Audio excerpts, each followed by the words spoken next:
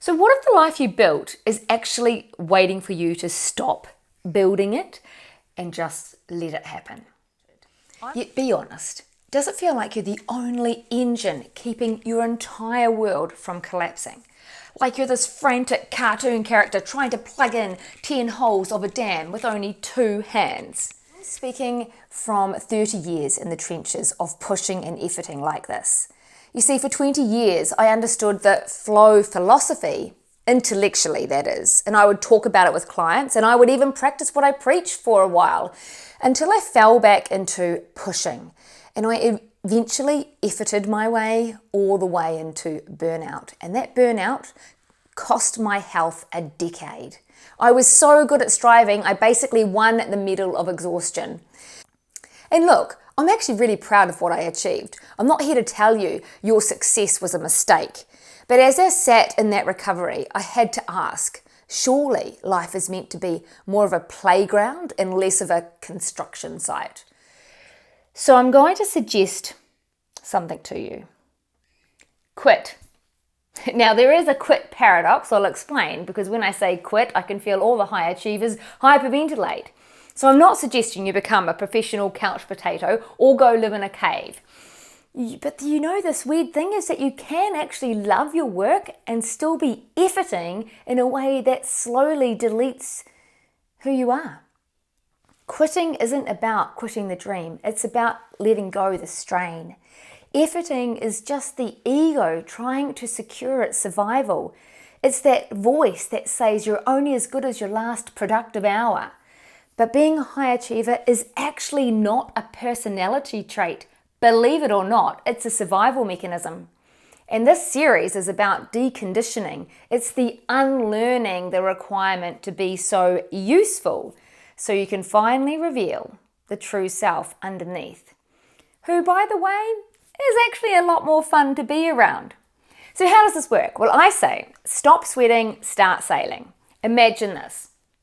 You've been in a rowboat your whole life, efforting, you're rowing with all your might, facing backwards so you can't even see where you're going, and believing that every inch of that progress depends on your triceps.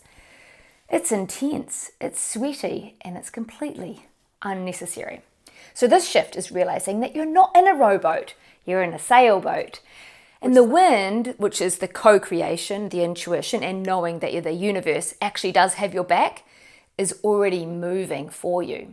Quitting is just letting go of the oars. It feels terrifying for about 5 seconds, like you're going to drift into the abyss or something, until you stand up and feel the wind and align the sail. The movement becomes effortless because you've stopped trying to be the engine. And this is the best part.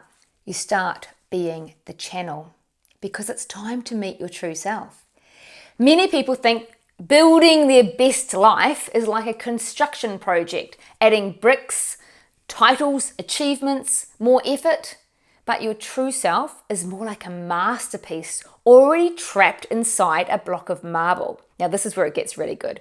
I learned to stop building my life like a Lego set, and you may want to do the same when you see that the true masterpiece is already trapped inside the block of marble.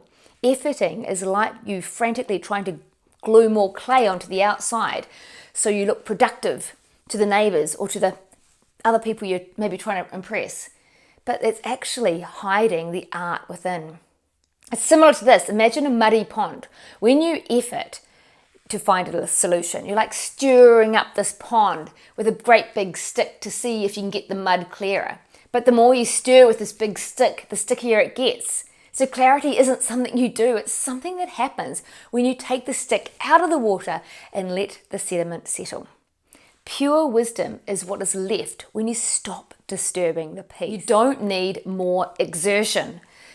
You need alignment. And when you stop the busy, intense striving, you can finally hear that faint, intuitive signal. It's a spiritually sophisticated adjustment. That's where the true self lives, in the frequency of allow. To start this deconditioning, I have a challenge for you. So pick one area of your life where you're currently efforting out of fear or urgency or some other excuse.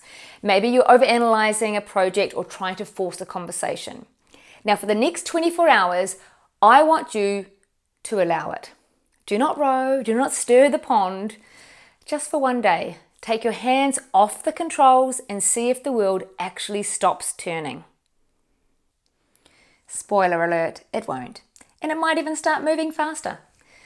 Life is meant to be a reveal, not a forced march. We're going to chip away at this marble together in this series. But I know the fear and the excuses. Phoebe, if I'm not being useful, am I even real anymore? Well, in the next video, I'm going to show you why your most brilliant, life-changing ideas are actually waiting for you to be completely useless. So click here to see why the doing is actually blocking your true self-expression. I'll see you there. Bring your sail, not your oars.